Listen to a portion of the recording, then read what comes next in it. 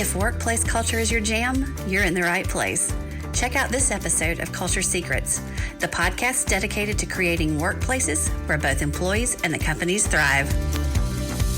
Welcome to Culture Secrets with host Chellie Phillips, your backstage pass to the leaders shaping winning workplace cultures. Today, Chellie sits down with Stephen Childs, longtime HR leader at Panasonic, who helped guide a multi-site organization through a true culture transformation, moving past ping-pong perks to 7 concrete behaviors, a new leadership model, radical transparency during COVID, and a zero-tolerance stance on toxic leadership. You'll hear how aligning executives first, hiring to behaviors, and over-communicating turned trust scores around and cut turnover. Here's Chellie with Stephen. Tell me a little bit about your background and how you got interested in workplace culture. I've been in the HR space. I've been here for 24 years, and we've grown dramatically. We went from a very small $400 million organization to over a $3 billion organization. We went from one location to 12, 13 locations and about 400 people to now about 6,500 people, 7,000 people on any given day.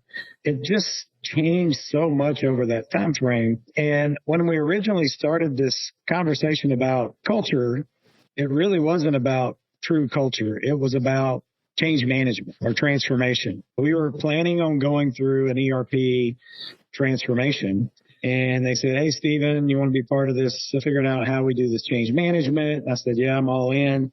So I started having conversations with companies just like you're doing now on culture and everything else, and said, "How did you go through your transformation, your digital transformation?" And they said, "Before we get through that, talk a little bit about your culture." I go, big stumping me here. We're people before products. Well, what makes you people before products? Oh, you got me again. We're heavy into innovation, and we were at the time. So I really explained some of the things we did to create an innovation organization. He goes, "So you built that into a culture model?" I go, "We don't have a culture model." So this was back in 2015. So every time I went and had a conversation, somebody asked me about our culture. So I came back and had a conversation with the executive team and said, "Here's the problem. Nobody will share their transformation process with me because it really depends on your culture. And they're asking me about my culture, and we don't have it." So then I started this journey of going out and having conversations with some of the best place to work companies in the U.S. And I just call them up. "I'm going to be in your area. Can I come see you?" I wasn't, of course, but I would if they said yes. And so all these companies just started saying yes. So whether it was Box.com or HP or WWT, whoever it was, they just said, "Yeah, come out, meet with them." And I went on a tour, this culture tour. And the original tour was the wrong thing because they basically were trying to tell me or show me, here's what we do. We have these beanbag chairs. We're very flexible on our workspace. We do happy hours. This is what our happy hour looks like. They started really just telling me about things.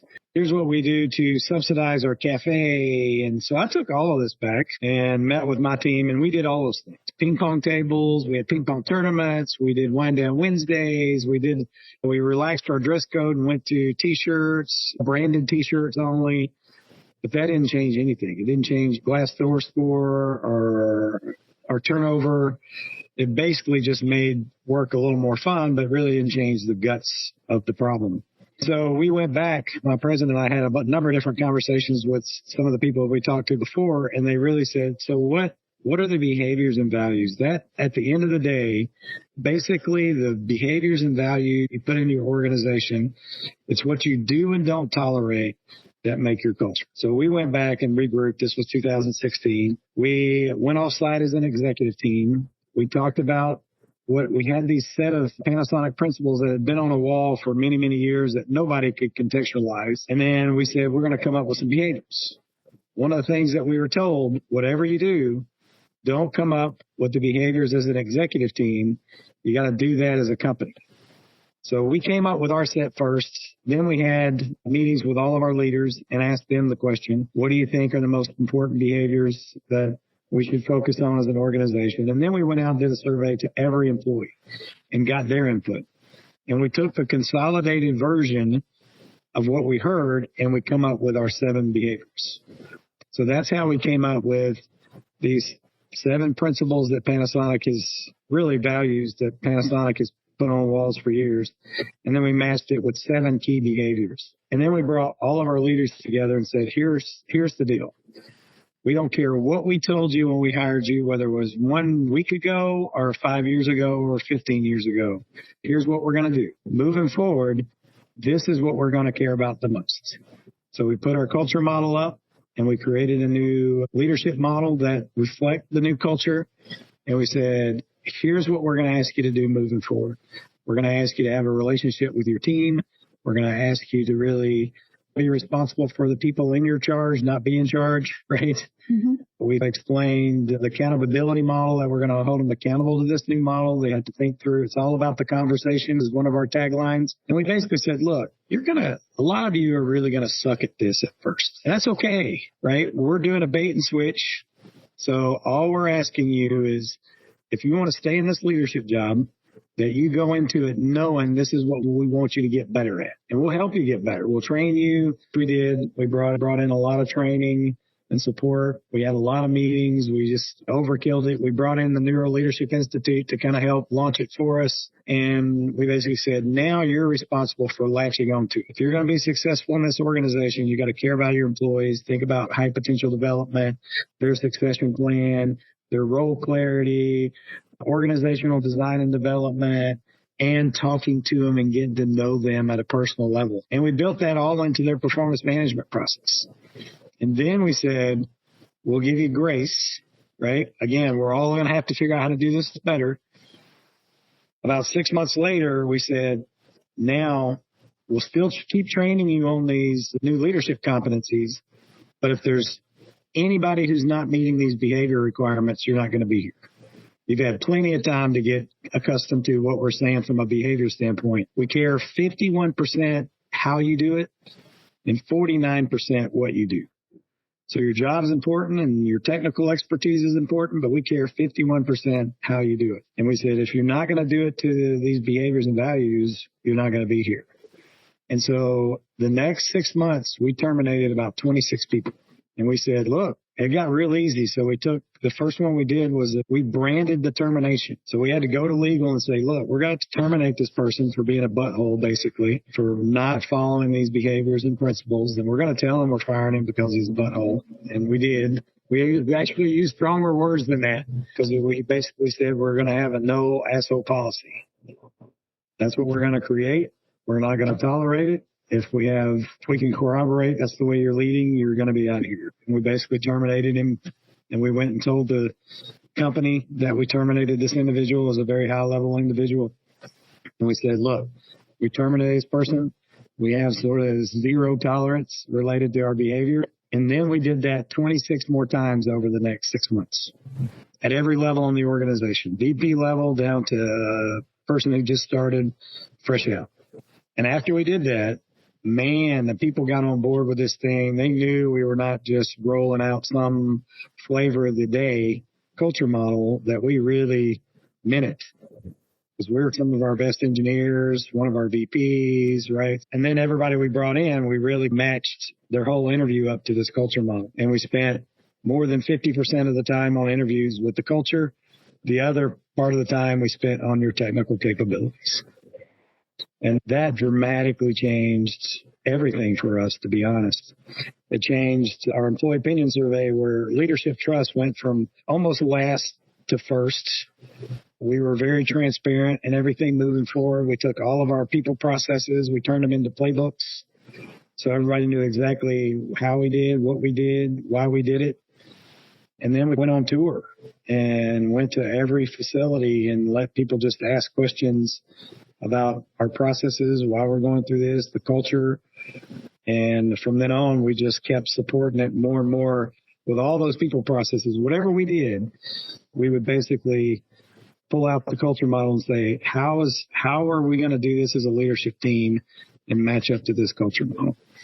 During COVID timeframe, when COVID hit in March of 2020, basically they shut down our plants in Mexico. So they almost shut down our operations for the part of April and almost all of May. May, we had 5% of sales. It was pretty dismal. We said, look, we're going to have to do something. They literally won't even let us build anything. So we're probably going to figure out for the next 6 months or so, we're going to have to look at some furloughs and some pay cuts along with a lot of other companies. And we said, all right, how are we going to do it? So we pulled out our culture model and said, here's what we're going to do. We're going to over communicate with all employees about what we're doing, why we're doing it, why we need to do this, what our business looks like, what we're thinking. And then we're going to, for pay cuts, we're going to take almost all the pay cuts at the top and then work down a few levels. And then at some levels, we're not going to do any pay cuts. The ones that it's going to hurt the most, we're not going to do any pay cuts versus this 10% pay cut across the board for everybody. It hurts people differently, and we recognize that. So we took them more at the top. Then for furloughs, we were just highly communicative with how we did these furloughs. So we went through that whole process. We cut people's pay. We did the furloughs. And then October came, and we were going to put everything back the way it was. But at the same time, we had our EOS survey that was due to come up. And we said, man, we're just going to get hammered on this employee opinion survey because it's been such a bad year. We had to furlough people, not lay off anybody. We had to cut pay. But we said, look, some companies were going to just skip the year and say it's an anomaly. We're not going to do an employee opinion survey, even some Panasonic companies. We said, we're going to do it. We want to hear we still want to hear how we did during this time. So we went through the EOS survey. And when we got it back, it was the best EOS survey that we ever had in the worst possible year that we've ever had as a company, which told us very, very clearly, it's not about how well you're doing. It's how well you're managing that culture model with your employees that matter, because that was our best EOS survey. But to us, I was telling, we did something right. The last 4 or 5 years that we worked on this thing wasn't in vain. It made a huge difference. We already saw a difference in our turnover. We're half of what our industry is in turnover. We saw this EOS survey that said this is the best EOS survey we had, and one of the better ones, Panasonic, globally. It was a really good validation for a lot of the work that we've been doing. And still today, we've doubled down on it. No matter what comes up, we look at that culture model. We talk about it first in all of our meetings. So even if you're in a quarterly operation meeting, you're going to hear about the culture first. We're going to have our all hands meeting here at 1:00, and the first slide is our culture model. So we lead to it.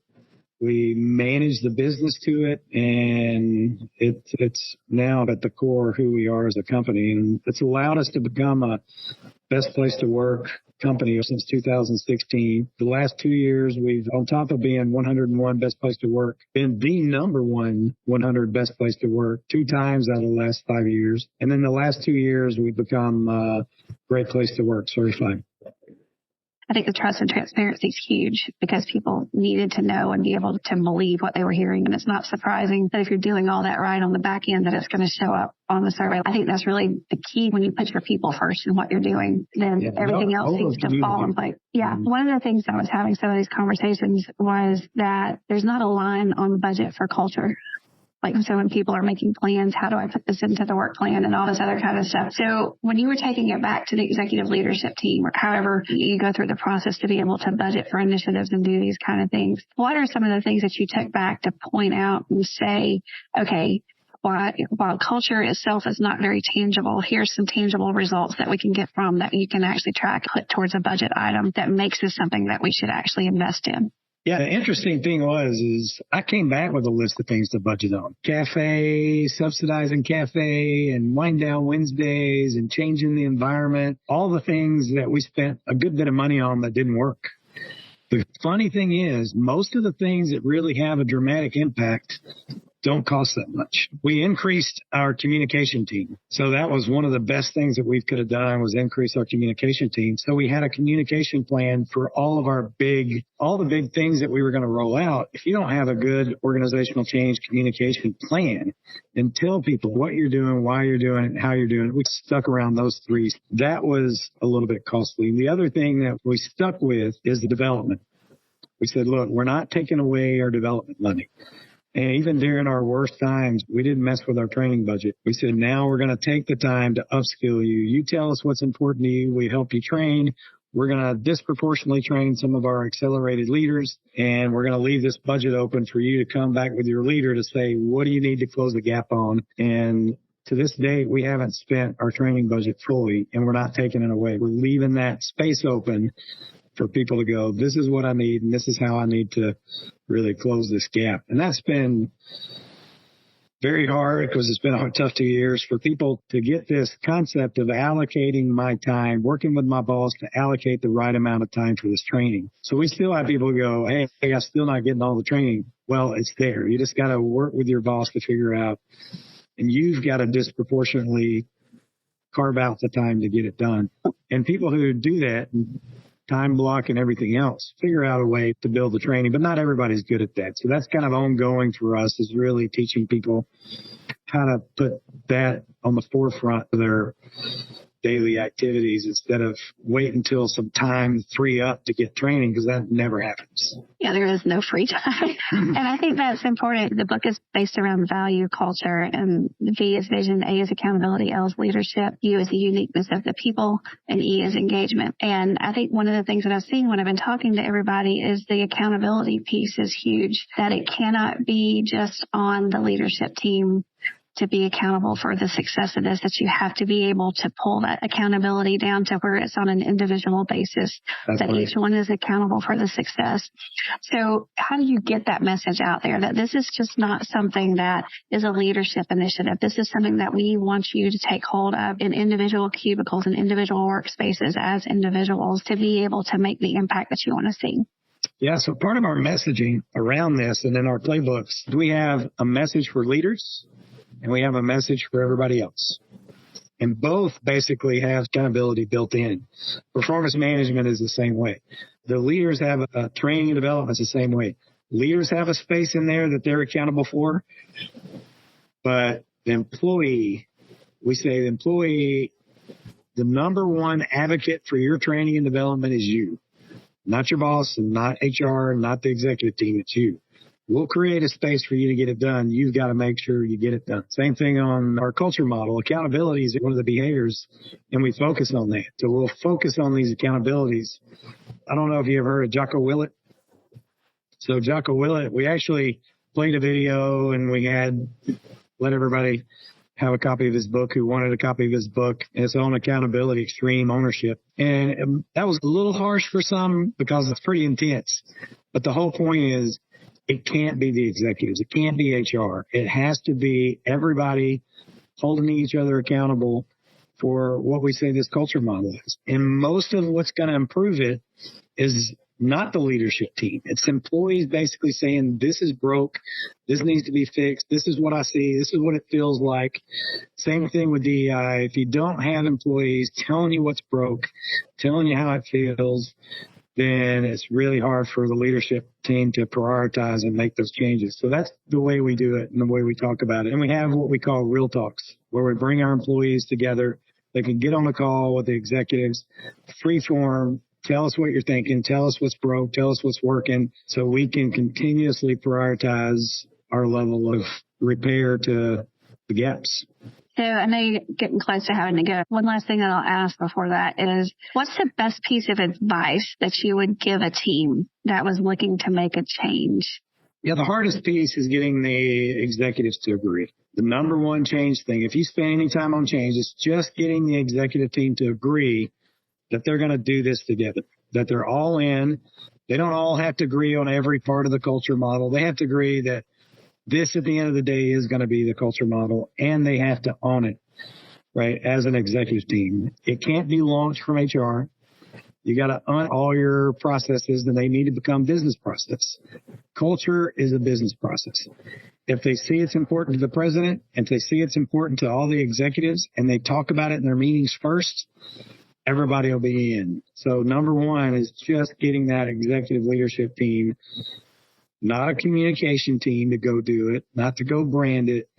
The executive team becomes the branding mechanism for which this culture model has to be infused into your business. And then you get all your employees involved. But most people try to run their culture And I get called by companies all the time to go, it's not working for us, because they ask HR or their communication team to go launch this thing. They ask HR to talk about the training. They have HR talking about performance management, when every bit of that should be talked about those functional leaders in the business. And when you do that, the priorities just change for the employees. The huge buy-in, all those things become business processes. Yeah, I think there's a lot of truth to that. Everybody assumes that if the communications is launching it, this is just another something, and then there'll be something else that replaces it 6 months down the road. It's just another initiative. What you're wanting to do is really cast something that's going to be long-term, really deep-seated. I think the interesting thing you said there about the leadership team, getting them involved, I think one of the things that's come up through some of the conversations that I've been having is that leaders get clouded. Their vision gets clouded because of the people that surround them. A lot of times people surrounding your leadership team don't want to say there's something that's not right or there's something that's not great. So if the conversation happens, it's like, oh, everything's great. How can a leader make sure that they're keeping their vision in focus instead of letting it be clouded by maybe what they're hearing from the people around them? Yeah, the key to that is having that strong core model, because we did the same thing, right? I would go off on my tangent based off my team and who I was exposed to. We didn't have that compass, right? So the model itself, these behaviors and values, and not only that, is we prioritize the most important things that we work on as a company. So every year we launch it again with, these are the 3 most important things, and this is how we're going to do it, right? So this is the behaviors and values that we're going to do these 3 things with. So we're all pulling on the same rope with the same cultural narrative for every group. So you can't get lost. So they can send me on my way and talk with my team, but on the way with the same message they're telling everybody else. Here's the 3 things. All my goals and objectives are tied to these 3 things. All of my people's goals and objectives are tied to these 3 things. And everybody's tied to those behaviors and values on their performance. So it's really hard to get steered away from that culture model. And when somebody does, because maybe they're not fully bought in, then it becomes really apparent and it gets escalated back up through the chain of command really, really quick. So we can go either get on board or we'll help you find a place, hopefully one of our competitors, that you can go ruin their culture, and we'll be glad to help you transition out. It's really hard to get off track if everybody has the same compass. You can learn more in the Culture Secrets book. It's available on Amazon or through your favorite bookseller. Find out more at ChelleePhillips.com.